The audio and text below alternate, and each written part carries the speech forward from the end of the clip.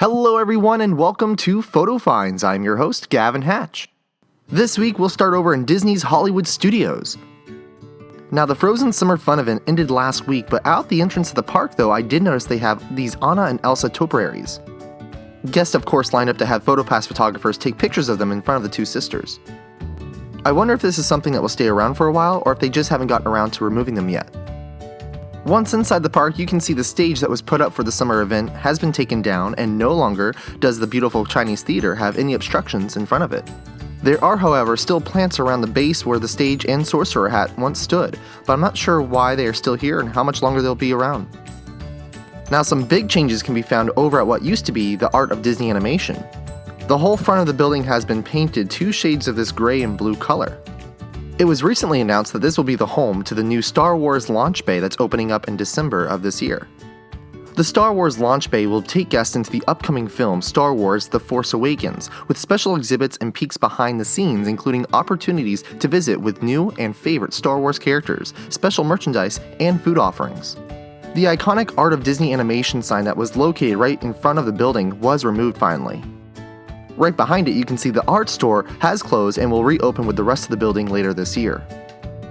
Not very far away, One Man's Dream remains open, but there have been so many rumors all over the place this past month that this museum-type attraction that opened back in 2001 will close forever, pretty much any day now.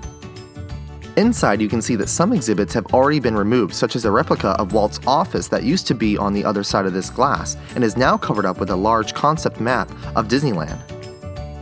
Also, the very large model of the new Fantasyland area in the Magic Kingdom was taken out, and this wall now stands where the model once was located. Outside One Man's Dream, behind the Chinese theater, you will find posters for the already very popular Star Wars The Force Awakens movie that is set to hit theaters in December. Right next to it is a poster for the Tomorrowland movie that was released back in May. It was actually a large financial loss for Disney, so I'm surprised it's still up here. Now over here in the back of the park near Toy Story Mania is going to be the area that will be the location for the recently announced Toy Story Land. The space will house 3 attractions, one of which is Toy Story Mania. No official date has been set yet for the opening. Over at what used to be the entrance to the backlot tour, you now have a chance to meet with Sorcerer Mickey himself. It's weird seeing that a lot of the Pearl Harbor props that were in the queue for the backlot tour are still there. Unfortunately, it was too dark for me to be able to get a good shot of it. Now recently, Watto's Grotto reopened over near where you can meet Mike and Sully from Monsters Inc. The store is very large and full of new merchandise related not only to the Star Wars franchise, but the new Force Awakens movie. There sure is a lot of Star Wars going on in this park, and it's only going to get bigger. At D23 last month, along with Toy Story Land, Star Wars Land was announced. The land is expected to be around 14 acres. Over in the streets of America, you will notice that the Christmas lights are already going up on the buildings for this year's Osborne Family Spectacle of Dancing Lights. It's been taking place in the park since 1995, but it was announced last week that this will be the last year of the very popular holiday event. In the comments below, let me know what your thoughts are on its closure, and if they were to put it into a different park, which park would you like to see it in? While in the streets of America, I got some pictures of the Mulch, Sweat, and Shears music group performing.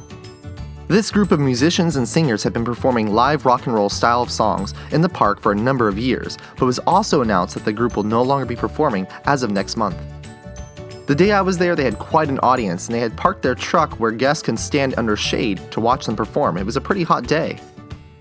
Now let's head over to the Magic Kingdom to check out some of the fall decorations placed around Main Street, USA. At the front of the park, advertisements for Mickey's Not So Scary Halloween Party are up. At the turnstiles, you will find these 2 large pumpkins. Right behind them, you can see the train station has also been decorated. Once inside, I noticed that all the park maps have now been placed in new locations for guests to pick up.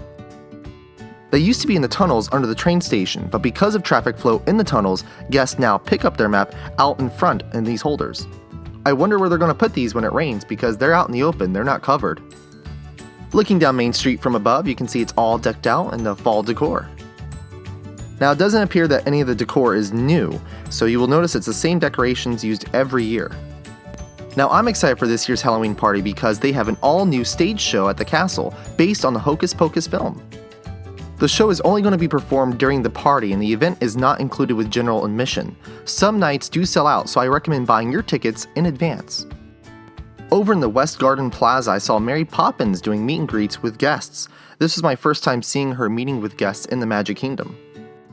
Dream Along with Mickey has returned to the castle stage since the stage has finished its refurb. New concrete was also laid down in front of the stage. 2 of the turrets are completed in front of the castle, but the walkway up to the entrance is still being worked on both sides. The other 2 turrets are still covered up though. If you look closely at the castle, you can see that they have already put up white Christmas lights that are used for the snow-covered castle effect each year. In Adventureland, progress has been made on the recently announced Skipper Canteen restaurant that will be themed to the world-famous Jungle Cruise attraction. The new dining option will be opening later this year. Pirates of the Caribbean has been closed all summer as it undergoes major refurbishments, but is scheduled to reopen later this month. I thought it was odd to close a popular attraction like that during peak season, but I'm glad to see it coming back very soon. On my way out, you can see demolition started and looks to be almost complete on what used to be the Walt Disney World Speedway and was home to the Richard Petty driving experience.